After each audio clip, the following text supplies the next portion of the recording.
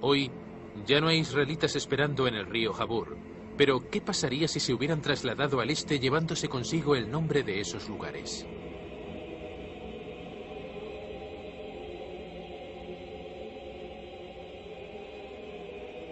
Uno de los pasos entre Afganistán y Pakistán es conocido en el mundo como el paso de Khyber.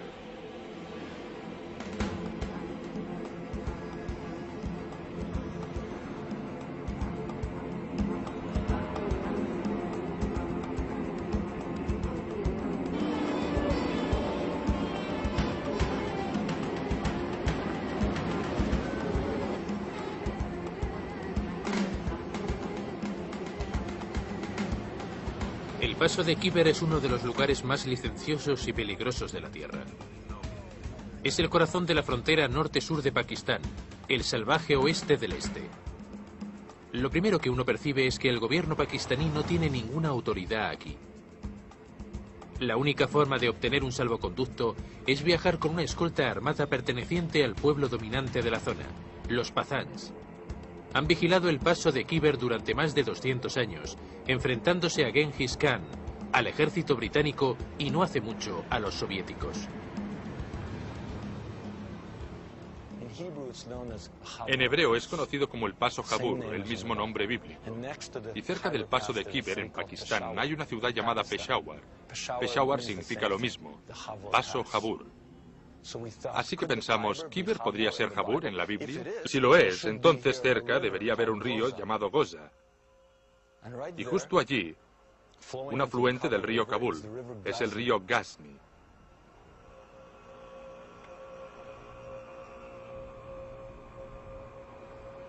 Y nos dijimos, si esto es Jabur, debería de haber algún lugar por aquí que fuera la ciudad de Farah.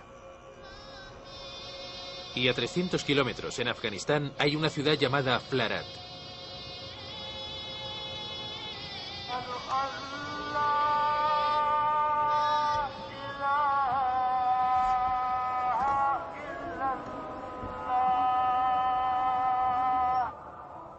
Todo el mundo conoce esta zona como la capital del fundamentalismo islámico. Hay 15 millones de Pathans y ni un solo judío entre ellos. Pero decidimos investigar si bajo esa superficie islámica había un pasado israelita.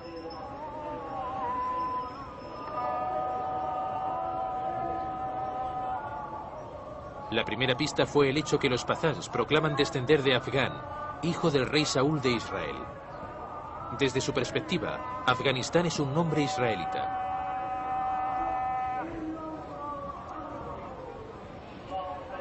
Cuando adoran, parecen musulmanes. Cuando estudian el Corán, sin embargo, mueven el cuerpo a la manera judía.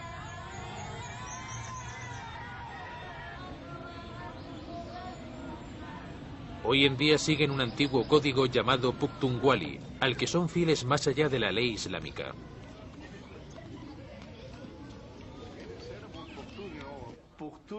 Pukhtunkhwali es en realidad una religión en sí misma, ¿no? Tenemos nuestro propio código de conducta.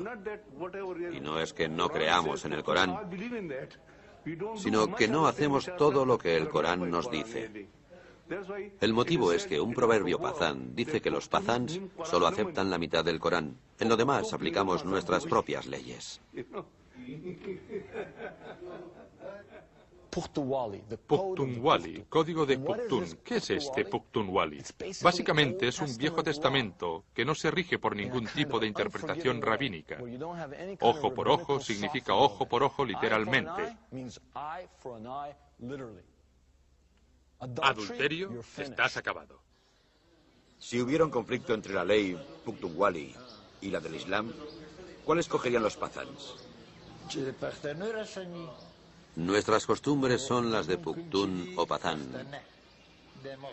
En el Khyber hay 11 tribus Pazán. Todos tenemos las mismas costumbres. La ley principal de aquí es la Sharia islámica. Pero los Pazán seguimos nuestras propias costumbres Pukhtunkhwali. Por ejemplo, según el Islam, debe haber evidencias demostradas para acusar a alguien de adulterio. No puedes condenar a alguien sin pruebas suficientes. Pero según la ley Puctunguali, aunque haya una ligera sospecha de una relación ilegítima entre un hombre y una mujer, ambos son condenados a morir. El tema queda zanjado y no hay nada más que discutir. Como en la Biblia, los Pazán siguen ligados a los sacrificios animales con propósitos religiosos. Soy de los Musahel, del pueblo de Moisés. Sacrificamos ovejas. Por ejemplo, en una boda, nuestros ancianos sacrificaban 4 corderos. Hoy, si las cosas van bien, un hombre puede sacrificar 10 corderos. Hacemos sacrificios para agradar a Dios y a la gente también. También había gente que solía encender lámparas de aceite los viernes por la noche para pedir perdón y bendiciones de Dios. Estamos en un país supuestamente dominado por los musulmanes, pero no por unos musulmanes cualquiera, sino por fundamentalistas musulmanes. Y de nuevo nos encontramos con gente que dice, somos Musahel, pertenecemos al pueblo de Moisés.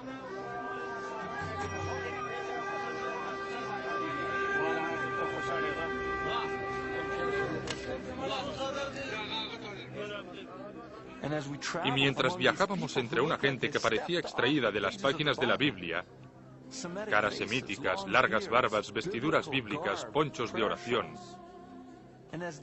y recogíamos información, no podíamos sentir más que quizá, entre estos Pazán de Afganistán y Pakistán, encontraríamos las respuestas a nuestras preguntas.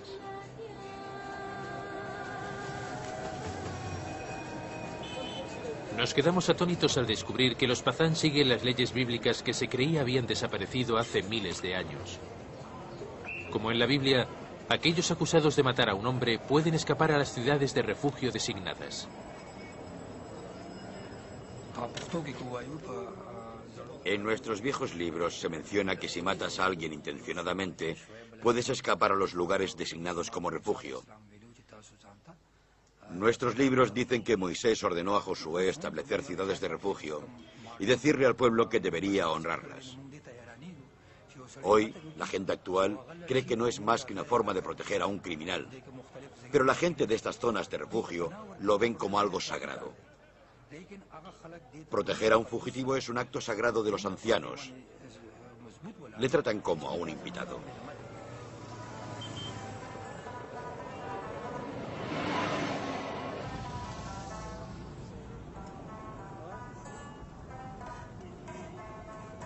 Parece como si los Pazán estuvieran atrapados en el tiempo, rememorando con tenacidad sus antiguas tradiciones. Han creado literalmente un muro entre ellos y el mundo exterior. Viven en grandes núcleos familiares en los que esconden a sus mujeres.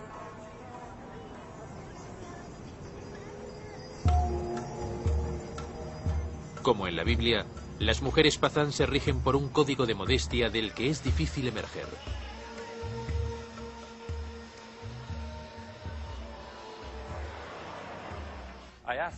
Pregunté a los Pazán cómo podían cantar canciones de amor cuando esconden a sus mujeres.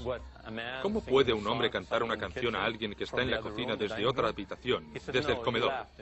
Me dijo, no, y se rió. Y siguió, nuestras canciones de amor se cantan en los pozos. El único sitio legitimado para que una mujer honesta pueda ser vista es el pozo. Inmediatamente me di cuenta que todos los romances bíblicos suceden en un pozo. Moisés conoce a Débora en el pozo, ¿no? Jacobo conoce a Raquel y a Lea en el pozo. Rebeca es conocida por Isaac en un pozo. Siempre hay un pozo.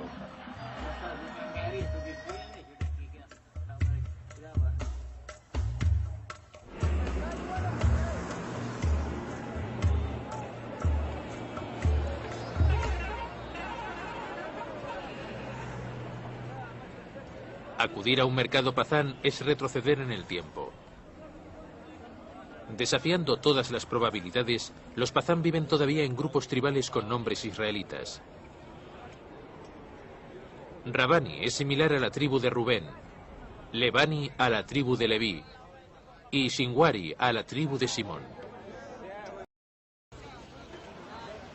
Curiosamente, la tribu más numerosa entre los Pazán es la de Afridi, y la tribu más numerosa en el antiguo Israel era la de Efraín.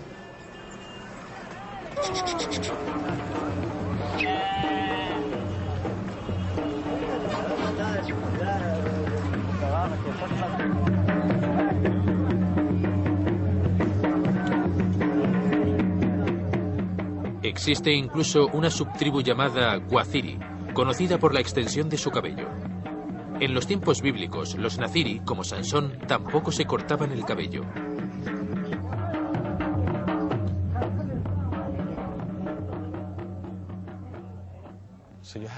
Así que tenemos a Rubén, Gad, Efraín y Simón. 4 tribus más. Por lo que localizamos a 9 de las tribus. O dejadme que lo exponga de otra forma. Creemos haber localizado a 9 de las tribus. Si no hemos localizado a 9 de las tribus, entonces hay una extraña coincidencia entre toda esa gente con nombres bíblicos y prácticas bíblicas, con una memoria israelita exactamente donde deberían estar según el mapa bíblico. Si alguien tiene alguna otra explicación, estaría abierto a ella, aunque no podría entenderla. Hay gente que vive entre los Pazán que proclama ser descendiente de los asirios y que todavía conserva una tradición oral sobre la conquista de Israel.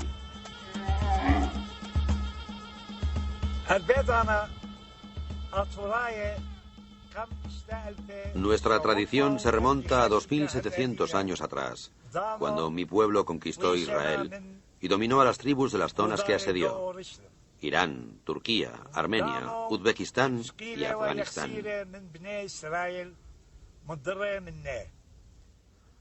Los israelitas fueron enviados a todos esos lugares. Nos servían como esclavos. Actuaban como tutores de los niños asirios. Fueron también alistados al ejército para ayudar a Asiria en la guerra.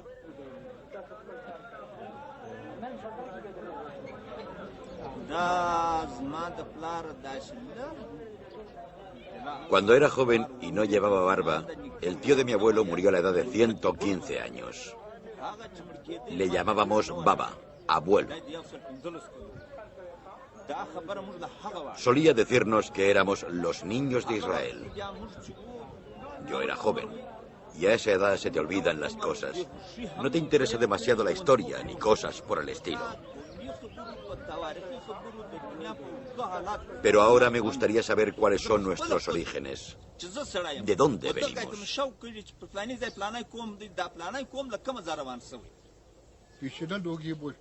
Nuestros abuelos siempre nos decían que pertenecíamos a Bené Israel, a los niños de Israel. Decían que los judíos eran tan pazán como lo somos nosotros. Está claro que la memoria judaica persiste, pero ¿había gente aquí que se identificara abiertamente con el judaísmo?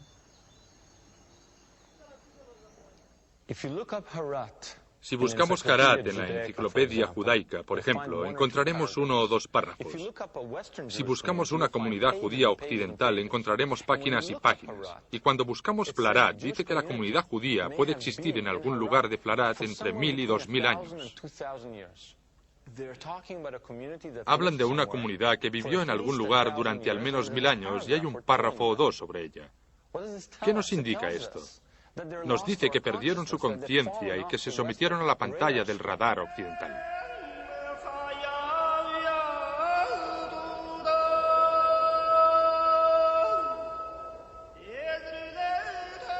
En Flarat descubrimos este cementerio con estrellas de David e inscripciones hebreas. Durante al menos 1000 años fue ocupado por la comunidad judía más antigua del mundo.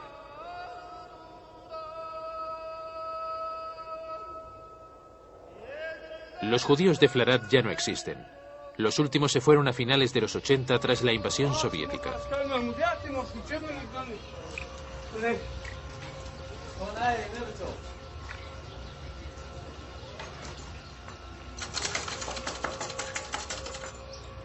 Ahora el país está inmerso en una guerra civil, pero uno de los Pazán accede a conducirnos hasta una de las viejas sinagogas.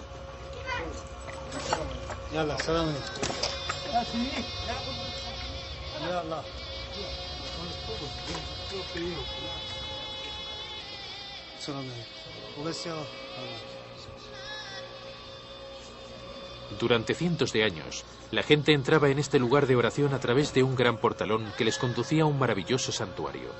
Hoy, entramos a través de un agujero perpetrado por las bombas de la artillería soviética.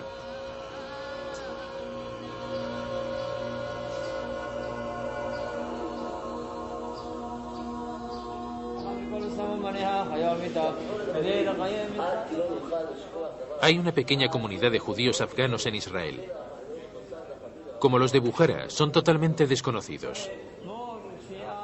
Recuerdan a sus antiguos vecinos Pazán no como judíos, sino como gente relacionada con ellos en cierta manera.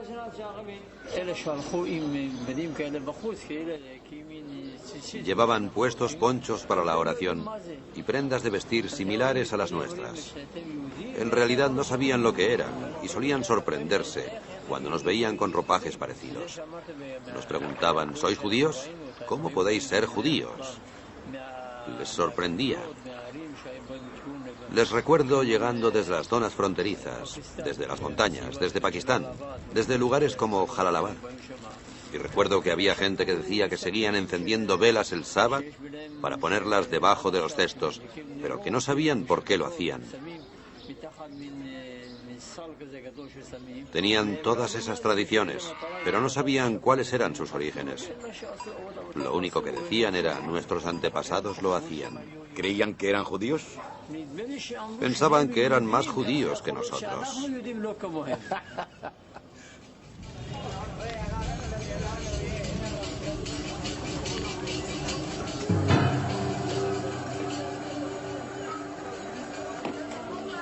Los profetas dicen que un número igual de israelitas y judíos recibirán al Mesías. Curiosamente, el número de pazáns y judíos en el mundo es prácticamente idéntico.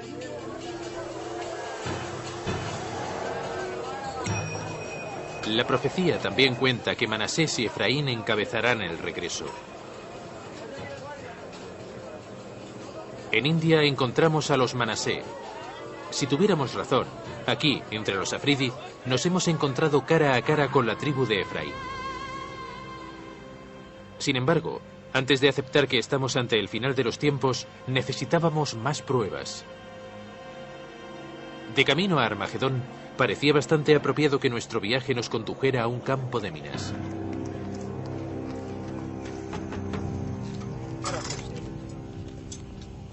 Necesitábamos evidencias más palpables de que los Pazán eran de las tribus perdidas, así que nos dirigimos a la ciudad afgana de Kandahar, donde en los 50 fue descubierta una piedra con antiguas inscripciones. Durante la invasión soviética, esta piedra fue enterrada bajo escombros y rodeada de minas. Los puntos rojos indican las minas sin detonar que hay en el camino.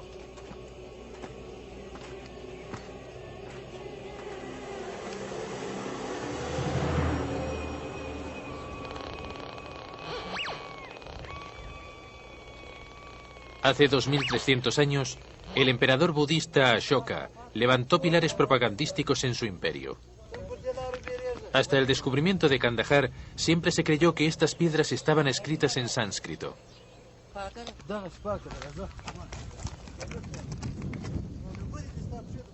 Pero la piedra enterrada aquí está escrita en arameo. En otras palabras, la gente que vivió aquí hablaba en la misma lengua empleada por las tribus israelitas.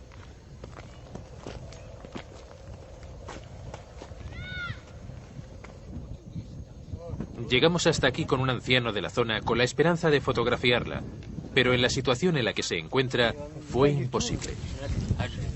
Está aquí abajo. La piedra es muy grande y tiene escrituras antiguas por todas partes. Una superficie dura como esta, pero nadie puede llegar hasta ella.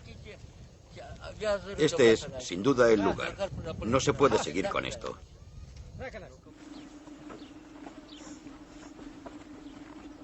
Pero seguimos. Sabíamos que al cruzar la frontera pakistaní había otra piedra raramente mencionada por los estudiantes occidentales. Mira eso, ahí está, justo ahí. ¿Qué es? Aquí la piedra era accesible. Para nuestra sorpresa, descubrimos que no estaba escrita en sánscrito, sino en lengua aramea.